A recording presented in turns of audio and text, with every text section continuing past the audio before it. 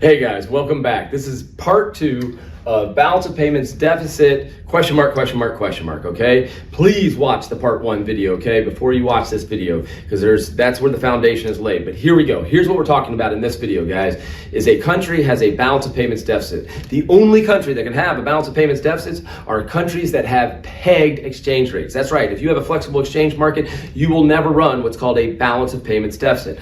I also want you to understand that a balance of payments deficit is not a current account deficit. The United States, flexible exchange rates, basically our exchange market always clears, so we do not have balance of payments deficits. We do, the United States does run current account deficits, and therefore we need to have surpluses, or we do have surpluses in either our financial account or our capital account, the two other accounts. Also in this video, guys, we are simplifying the balance of payments. We're not going to really focus on that thing known as the capital account. We're going to focus on the two major accounts of the balance of payments, which is the current account and the financial account. We're just basically assuming that that's the full balance of payments. We're just leaving out a few things that aren't even all that important for conceptual understanding. So again, that's a lot of confusion. Let me get back to the premise or what we're doing in this video. Balance of payments deficit. What is a balance of payments deficit? Well, the only countries that can run them are those that have a pegged currency, and they currently have a overvalued currency. And when you look at this graph, that's what you should see, an overvalued currency. They have put the peg above the peg. They have valued their currency. That's where the peg is, above what the fundamental economics is saying. Okay, what I mean is there's fundamental economic realities to this supply and demand curve that are saying, hey, the exchange rate actually should be here. That's what the market is saying, but the government has valued it here. It is, quote, a overvalued currency, and anytime a country has an overvalued currency, they have a balance of payments deficit. Now, what we said last time is what we mean by that, when we say they have a balance of payments deficit, is all the major accounts right from here, this right above my hand to right here. These are the major accounts, okay? Current account, financial account, right there. Those things are in deficit when you sum them up. But that's not the whole balance of payments. The balance of payments also has this line right here, official reserve assets. And so what's really going on when they have an overvalued currency and what we call a balance of payments deficit is their balance of payments is actually clearing. But how is it clearing? Is through intervention of their central bank. Their central bank has official reserve assets. Those are certain currencies of the world that are used to settle international payments. The number one being the dollar, number two being the euro. I'm just going to focus on the dollar. And again, this country, market for domestic currency, the domestic country is not the United States, okay? Because remember, the United States doesn't have a pegged exchange rate. So this is some country out there that has a pegged exchange rate, and they have official reserve assets, including the dollar. And so what they do in this particular situation, okay, where they have the quantity demanded of their currency, number of people that want to come in and are demanding their currency, what do you mean come in? Come buy their goods and services or invest in their financial markets, is less than the amount of people that want to go out, who are supplying the domestic currency, who want to go out to those other product markets or financial markets in the rest of the world and need foreign currency. And so what the central bank is doing is handing them dollars. That's right, they're handing them dollars. Who are they handing? The people that want to go out. The people that have what? Domestic currency. And the people that have that domestic currency that want to go out, want the foreign currency to go out and do things in those international markets, are handing the domestic currency to the central bank, as the central bank is handing those people the dollar. So what is the central bank in effect doing? They're increasing the demand of the domestic currency. They're taking this right here, which is the credits. That's right, the quantity demanded of a country's currency is their credit, and they're expanding it so that the credits equal the debit. And that's why they are making it so the balance of payment actually clears, because it does, it actually clears. Even when a country runs a balance of payments deficit, their balance of payments is actually clearing when you add in this line. But it's only clearing because of intervention. And since it's only clearing because of intervention, that central bank is intervening and drawing down their official reserve assets, we call it a balance of payments deficit. You got that? Again, only applies to countries that have overvalued currencies. Now, I want to go through some other things they can do, because how about if they run out of dollars and this is continuing to be the situation? Their currency is right here and they run out of dollars, or they drain their reserves so much they don't want to use any more dollars. What could they do? Well, they could change some of the fundamentals of the economics behind this curve and this curve. Number one thing they could do is raise interest rates. That's right. If they raise interest rates, what's going to happen?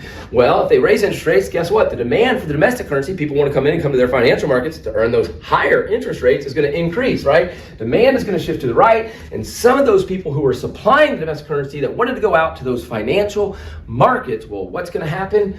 They're going to go ahead and stay home because we raised interest rates in the domestic country, okay? Shifting supply left, demand right, bringing it so that, hey, the supply and demand curve are now intersecting right there, and we just got rid of the balance of payments deficit. Now, we did contractionary monetary policy to do that, and that might throw us into a recession. That's another, issue of this. There's always drawbacks in economics, but raising that interest rates changed the fundamental economics so that we no longer had a balance of payments deficit. We got the supply and demand intersecting there.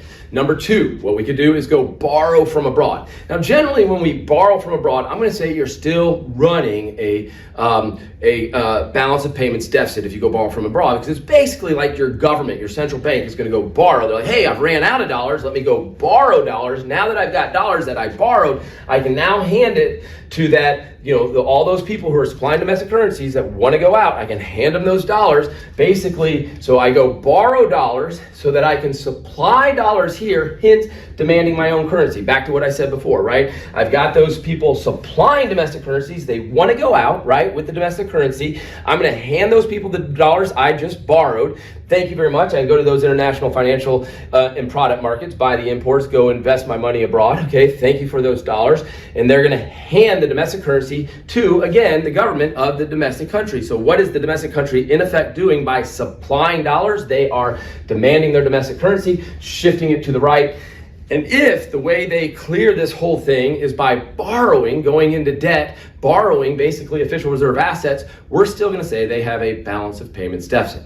What else could they do? They could do import controls, right? They could jack up tariffs, do quotas. They can make it so it's harder to buy imports. If it's harder to buy imports, well, some of the, suppliers of the domestic currencies that want to go out, they want to go to those product markets, right? They want to buy imports. If we do import controls against tariffs and quotas, we reduce the amount of imports people can buy. What's that going to do? Shift the supply curve to the left. That's right. Remember, suppliers of domestic currency, that represents debits. That's the desire to go abroad and buy those imports, right? That's making money flow out, okay? So what we can do is put those controls in, reduce the amount of imports. Now, if we do that with quotas and tariffs, we would say we got rid of the balance of payments.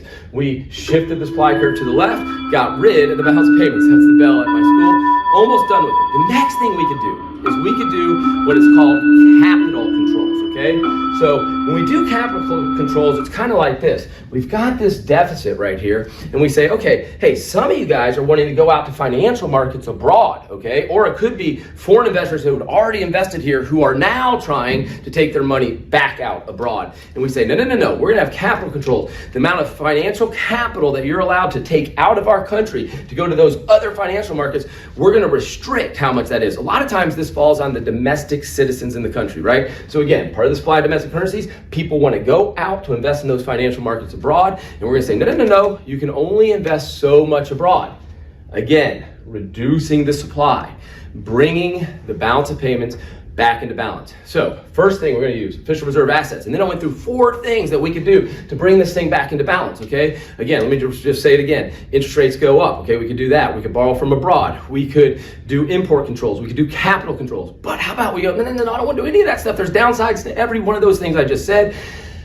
I could do what? Devalue my currency. That's right, I could devalue my currency. What does that mean? I could just change the peg. I could just lower the peg. If I lower the peg right to there, the balance payments will now balance. Now, that is breaking a promise, and that has got downsides too. Don't get me wrong. Devaluing your currency has big downsides because you are breaking a promise as a domestic country. But if you just say, I'm just going to devalue, bring it back to here, hey, the balance of payments would now balance, because if we bring it down to where that exchange rate market is, that's where the quantity supplied equals the quantity demanded, that's where the debits equal the credits, the balance of payments balances. That's part 2 of a pretty tough 2 videos. But if you watch both of these videos a couple of times, oh my gosh, the learning I think you could get. We'll see you in the next video.